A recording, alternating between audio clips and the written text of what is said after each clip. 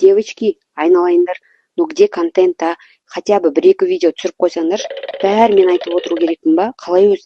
Сначала снимите вход библиотеки, көрген адам вау дейтіндей болсын, потом ресепшн, қарсы алып күлімдеп, жол сілтеп отқан қыздарымызды көрсетсеңдерші, дальше оқу залын, тыныштық, білім, атмосфера, сол сәттерді әдемілеп түсіріп алсаңдаршы.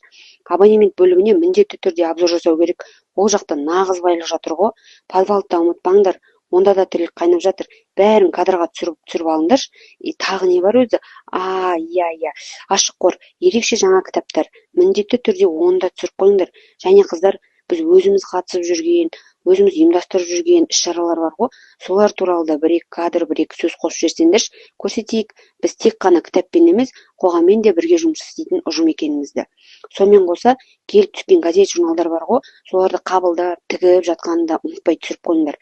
Сканерлеу жұмысымыз бар, ол туралы да бір-екі кадр болса жаман болмайды. Бұл да маңызды процесс қой.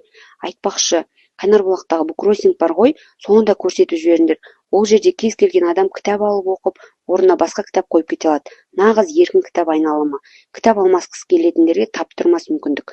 Қысқасы, қыздар, отырмаңдар, контент керек, жұмыс істейік, идея қосайық, видео жасайық.